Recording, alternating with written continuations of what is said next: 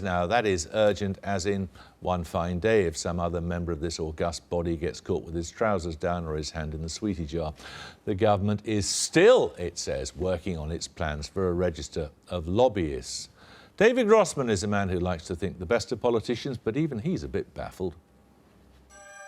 It's one of those strange coincidences. In 1990, Arnold Schwarzenegger starred in a film called Total Recall, and 13 years later, the governor of California was recalled and Arnie elected in his place. Perhaps the electorate were reacting to a subliminal link between the words. That, sadly, must remain a question for another day. The story for today, though, is the government has announced it will bring forward its recall legislation next year. The initial enthusiasm for the idea came during the expenses scandal, rekindled in recent days by the lobbying scandal that has so gripped the headlines. A victory then for people power, for those who've long argued that electorates should have far more control over their representatives. Except it's not clear that the government's version of recall will do any such thing. Under the government's plans, as an MP, I could join the BNP tomorrow, or I could go on holiday for 2 years, or I could decide not to turn up in Parliament, or I could simply say I'm not going to do any more surgeries, to hell with my constituents, and I would not qualify for recall under the government's criteria. So the things that most people regard to be wrongdoing or underperformance by an MP, this committee would simply overlook. I think that's a really big point to make. Let's start with how recall works in other parts of the world, like California. We'll call this the total recall model. Firstly, the process is initiated not by the politicians, but by the electorate. There's a petition, which, if it reaches the required threshold of signatures, triggers the second part of the process, a recall vote, a kind of yes or no referendum on whether the politician should lose his or her job. But that emphatically is not what the government is proposing in this country.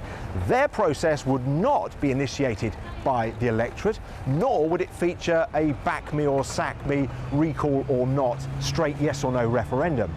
So what are they proposing?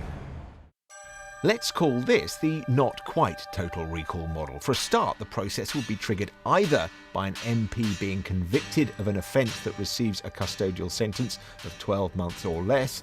Anyone going to prison for more than a year already automatically loses their seat. Or it would be triggered by a resolution of the House of Commons. In practice, that will probably mean a resolution by the Standards Committee of MPs, who would be making a recommendation. That would trigger a petition in the MP's constituency, which, if it reaches 10% of voters, would cause not a recall vote, but a straight by-election. Zach Goldsmith believes this version of recall is not worthy of the name. If the government mechanism goes ahead, we are going to be seeing an enormous amount of power being handed to the whips. Don't forget, these committees are made up of people who are put there by the whips. So independent-minded MPs, maverick MPs, independent MPs like George Galloway, I would say won't stand a chance under the government mechanism. It will not empower the voter. It will massively empower the political hierarchies, the parties.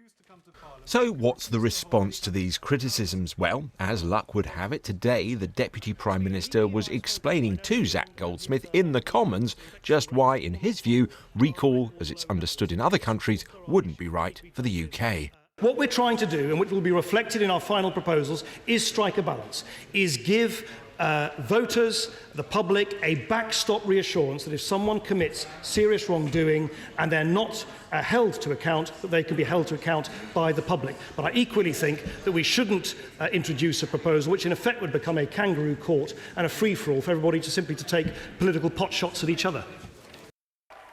The concern with true Californian-style recall is that it would rapidly become the preferred weapon of all sorts of vocal minorities. I think the scope for mischief is enormous. I think there are groups that are very vocal, very well organised, have a particular agenda.